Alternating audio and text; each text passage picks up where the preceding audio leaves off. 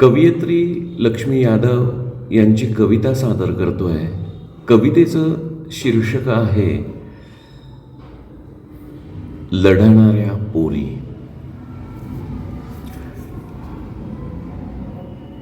लढणाऱ्या पोरी घाबरत नसतात लढायला. त्या बळ एकवटून लढतात. रोज नाउमेद होऊन पुन्हा झेपावतात.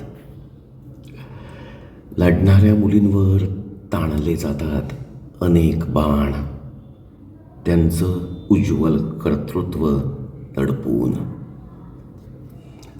लढाई फिरवली जाते मुलींच्या शरीराभोवती. ठरवले जाते त्यांना बदचलन.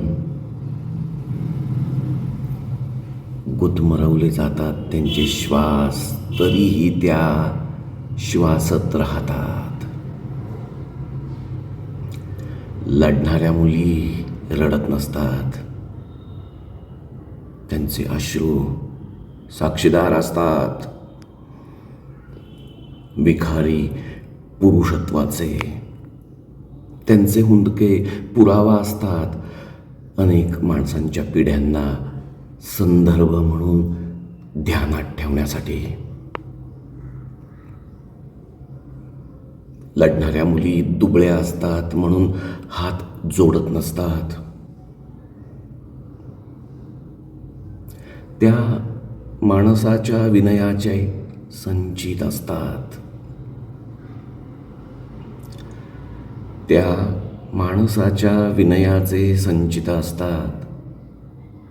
लढणाऱ्या मुली हरत नसतात कधीही.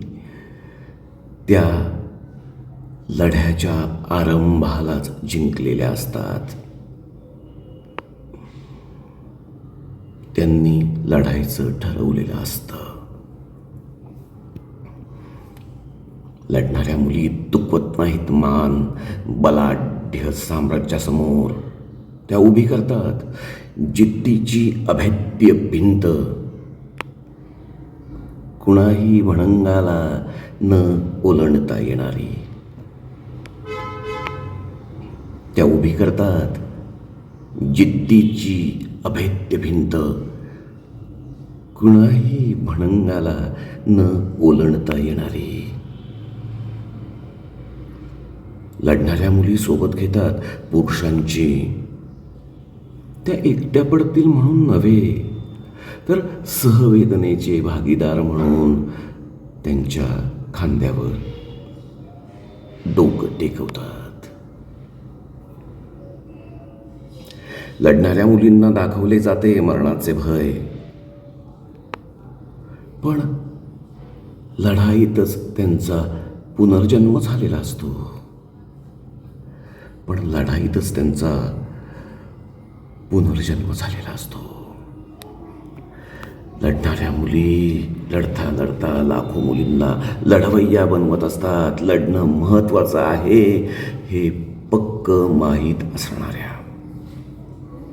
या मुली फक्त जिंकण्यासाठी लढत नसतात. त्यांना माहिती आहे त्यांची लढाई रस्ता करणार आहे अनेक पिढ्यांना, मुलींच्या अनेक पिढ्यांना. आणि त्यांच्या संघर्षाच्या कथा दंतकथा बनवून घराघरातून सांगितल्या जातील अनेक हतबल पोरींना आणि मोजोर पोरांनाही.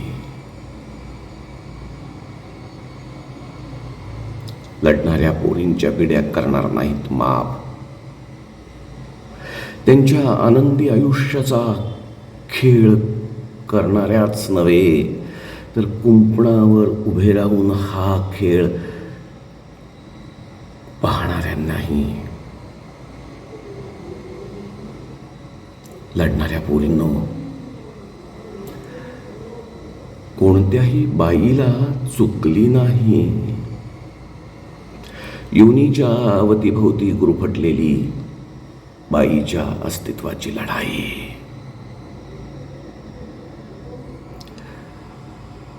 लढणाऱ्या पोरींनो, कोणत्याही बाईला चुकली नाही कधी.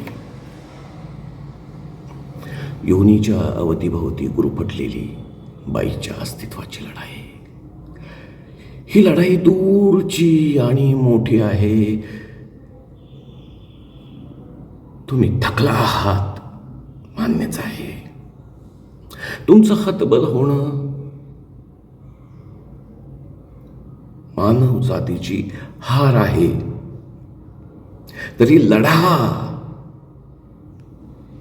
कोळींनो, तरी लढा. तुमचा लढा गरजेचा आहे. तो इतिहास घडवणार आहे. तुम्ही तोवर लढत राहा.